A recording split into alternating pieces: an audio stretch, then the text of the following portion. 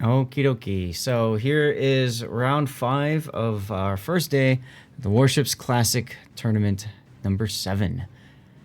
VF119 versus T2IOF. VF119, I'm bringing with them a Daring, a Z52, a Harugumo. Our first Stalingrad we've seen of the day. Salem. First time seeing a Zhao. Test ship Zhao is now making an appearance. Minotaur. Kurfürst. First time we've seen a Kurfürst today. And a Montana. Very interesting ship choices. Note, by the way, they're all using the same camo. Oh, so cute. They all have uniforms. Opposing him to the south are all the Dutch ovens you could ever want. 2 Klebers, a Shimakaze, a Moskva, 3 Howden Leos, and 2 Yamatos. Bit of a head scratcher there, just because Howden Leo doesn't have any radar. I understand what they're probably thinking. Put one Howden Leo over here, put the other Howden Leo over here, right? And then Dutch oven the heck out of everything over at A. Like, basically they want a Dutch oven this spot right here, right? Whatever cruiser goes here, they want a Dutch oven it. Okay, fine. One, how are you going to see that cruiser? And 2, how are you going to deal with destroyers that are over there? I'm not sure I like that.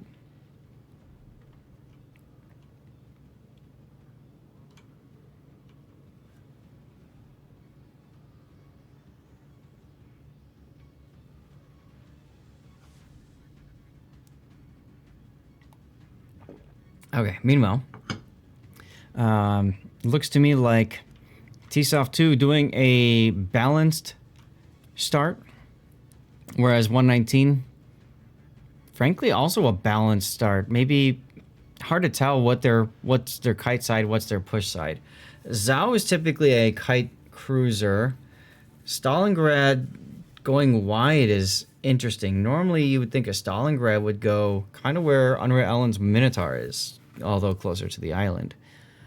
But he's just kind of going for it. All right, Harugumo spotted early on. That was by the Shimakaze, so you can see all the Dutch ovens in the world coming in for Mayang 2's Harugumo. Moskva detected. Unreal Ellen is in trouble. Zhao also backing off. Oh, wait, that's the Stalingrad he's shooting at. So many ships just literally got detected.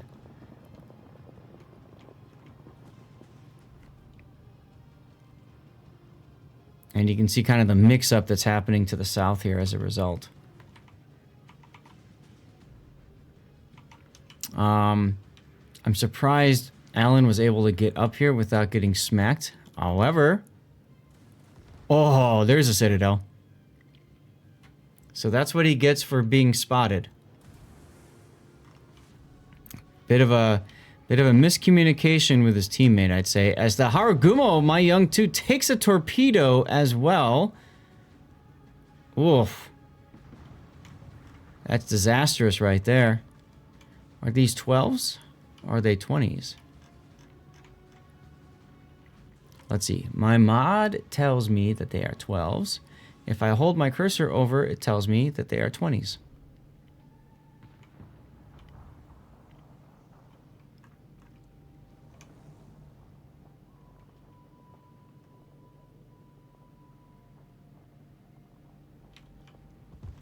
Unreal Allen now, more Dutch ovens coming in for him. He got himself detected. He pulled out, got spotted momentarily. That's going to allow for more Dutch ovens and more shells coming in from the other side. Additional ones, Yamato fishing for Unreal Allen. Not getting anything. Is he on by Moskva radar? Yeah, possibly Moskva radar. Z52 dies on the other side, takes a Kleber torp. Imagine taking a torpedo with a Hydro destroyer.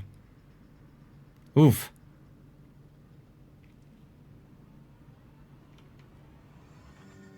Well, one of the Howden Leos is where I thought he'd be. The other one, they've decided to move up this one line.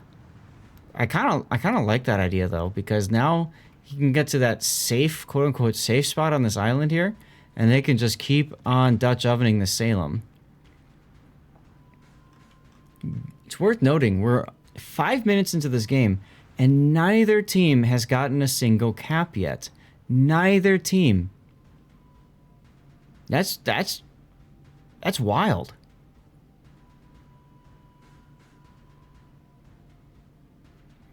Jay McCormick is stuck bowing into Montana. That's going to be very problematic. Shimakaze is going to very happily torpedo him.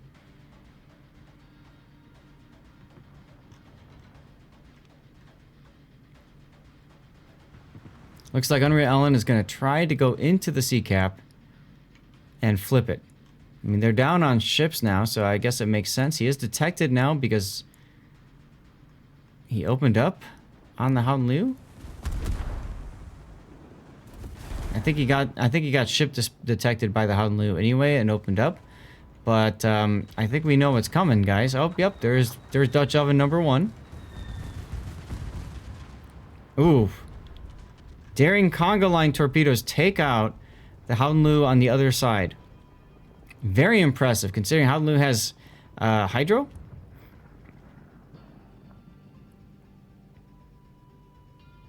Here comes the Yamato shells. Oh, Unreal Allen is going out here momentarily. I don't understand the decision to open up. He could have tried to use the island to block vision on him, but instead opening up, the Yamato has vision on him while he's shooting over this island. To me, that's a big mistake. So, he's dead literally on the next salvo from the Yamato. Here it comes. Whack. There he goes. Now let's go take a look at the other side. Master Destro's daring is extremely low. Additional one's Yamato now pushing up.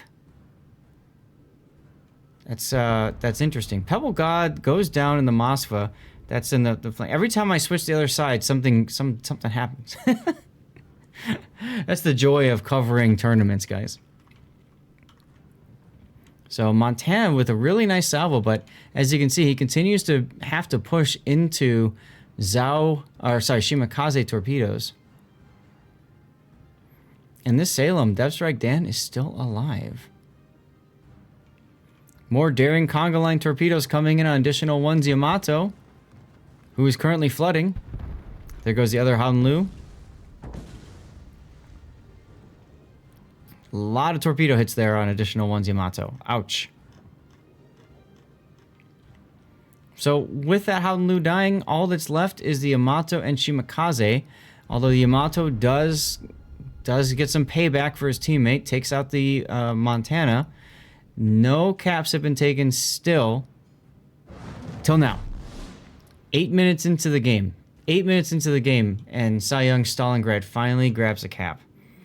Now what he needs to do is just literally walk at the Yamato. He needs to get on the Yamato side over here, while the Zhao gets on the Yamato side over here and keeps the Yamato's attention on him.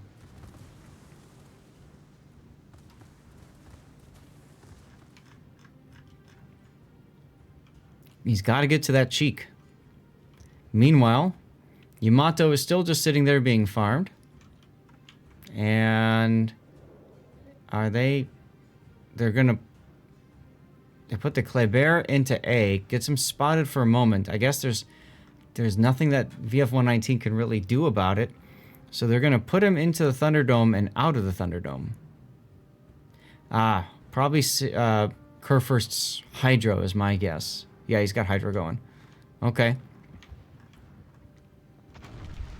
So it looks like they've changed, T2IOF 2's changed their focus target to the Kurfürst. Kurfürst is coming around. I'm not sure. Frankly, I don't think this is necessary. Let the team at C push, make the play. There's no need for VF19 to come out here and, well, there goes the Harugumo. Got detected by the Shimakaze, who used his guns. And that means no more vision. The Stalingrad, I think, is the big problem. He's sitting. He shouldn't be sitting. He should be moving. He should be moving like this. So, T2IOF 2 despite losing a lot of ships early, I think they are looking pretty strong here, especially because they just sent the low-health Kleber to go to the B cap, and because the Stalingrad is sitting, the Zao is sitting, TSOF 2 knows exactly where VF119 ships are, and they know that the B cap is free and open, and if you look at how close the points are, yeah, get that cap. More single-fire conga line torps on the Yamato, although the Daring gets spotted. Barely dodging some incoming hate. Howden Leo gets Dutch ovened.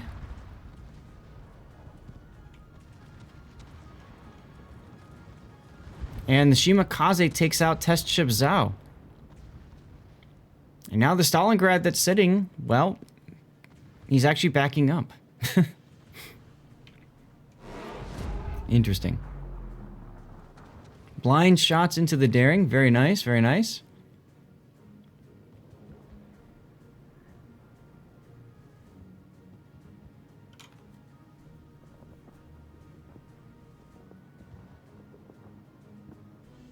And additional ones, Yamato is going to go down, but boy, he spent a lot of time there, and I mean, made his hit points count. Really did. Big hit there on the Daring. Death Strike Dan is still just living. There goes Yamato to a Daring torpedo. So now the Daring can go dark and work together with his teammate there to come out on top. There he goes. He went dark. Death Strike Dan needs to go dark too, but he continues to sit there and get himself shot at. He'd be better off backing up and just not being seen. But instead, he's going to get himself Dutch ovened. Oh, Yamato! Yamato from downtown finishes the job. Another reason to back up. He was sitting right in the low part of this landmass. You hate to see it. He should be up here. If he's not willing to be up here, then he needs to be back here. Big error there. VF119 has lost this game on pretty much all sides. It's a solid win for TSOF 2. And just like that, Puddin', if you're listening, we've done Bravo win, then Alpha win, then Bravo win, then Alpha win, then Bravo win. That's kind of funny.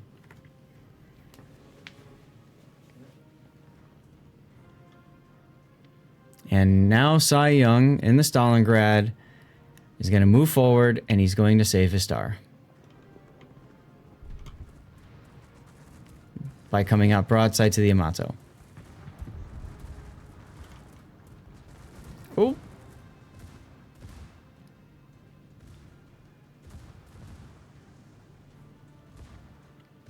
And, yeah. Ouch. Ouch. HE? Okay, so this Stalingrad doesn't know how to deal with the Yamato. That's the problem. So, real quick, because he's about to die-ish soon, Stalingrad has a nice, what we call icebreaker bow at the bottom part. It's a 50 millimeter, I think it's 50 millimeters of armor plating. That will bounce Yamato's shells. So what the Stalingrad, all he had to do is go up and stay bow into the Yamato, because you bounce, again, if he's aiming too low, you'll bounce all those shells. He does take some full pens in the upper part of his bow, because it's 25 millimeter armor. But, yeah. So he gets up, and then he goes to the side, and he starts cheeking the Yamato with AP. That's what he should have done, like, minutes ago. Okay? Come down this path, right? And get on the side of the Yamato, right about here. Bam. Dead Yamato. He didn't do that. He sat, and then he died. So that's somebody who doesn't really know how to Stalingrad. Or Moskva, because you play the same way with both of those ships.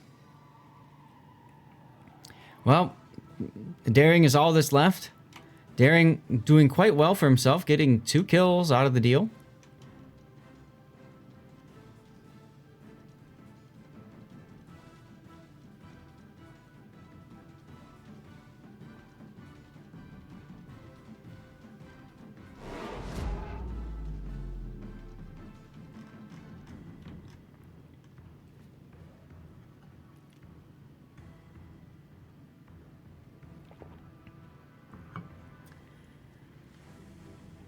And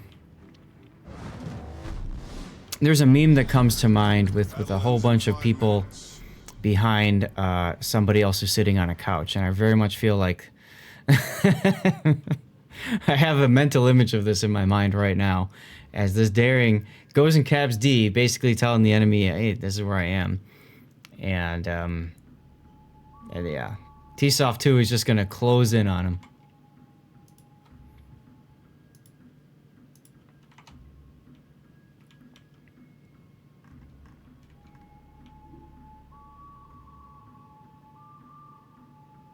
Hopefully we end up with a death pick here, though, because that would be nice.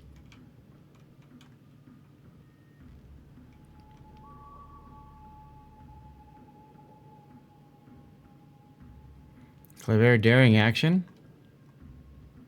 And here comes the other part.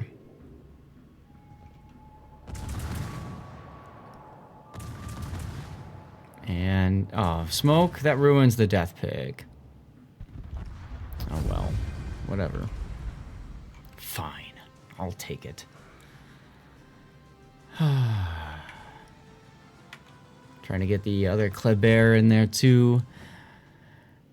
All right, well, GG to T2IOF 2. I'll tell you, VF119 completely fell apart in that game. Very surprising to see. I've seen them play before. But, you know, it's the first day. Some things to talk through, figure out, and whatnot. And what I'm going to do so that I can help you guys understand, for those of you who don't know what I'm talking about with the bow, I'm going to show you guys the Stalingrad. Let me pull that ship up real quick. Okay. I'm going to go back into the game here for a second. Okay. So here's our Stalingrad, right? Let's pull up the armor layout. And you can see right here, this is what we call the icebreaker bow. It's a 50 millimeter bow. Shells that hit it, especially at an angle, will bounce. Okay, now that's important because Yamato guns, a lot of people are scared of Yamato guns. These are 460 millimeter guns. Now, you can figure out overmatch by taking that number, 460, and then you divide that by 14.3.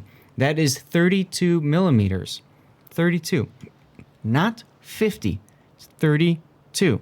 So a Stalingrad that is just going straight at the Yamato, right? Yamato, if he doesn't know where to aim, is going to aim at the waterline. That's what most Yamato players do. Hits the bow armor right here, the forend armor belt, the icebreaker bow, and those shells will bounce off the target.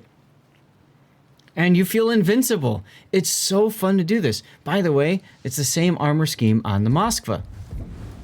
Although if you look at it, the Moskva's got a taller icebreaker bow. So it's even more immune to Yamato. Okay? So if you're the Yamato player, where do you aim? Well, you can try to aim just below the waterline to hit the 25 millimeter plating here, or you just aim at the massive bow section here, and you get pens like that, okay? But anyways, so the Stalingrad just keeps going. Yamato keeps shooting, keeps bouncing shells, gets frustrated, backs up. The Stalingrad keeps moving forward. Eventually, the Stalingrad gets to about this angle right here on the Yamato. Why?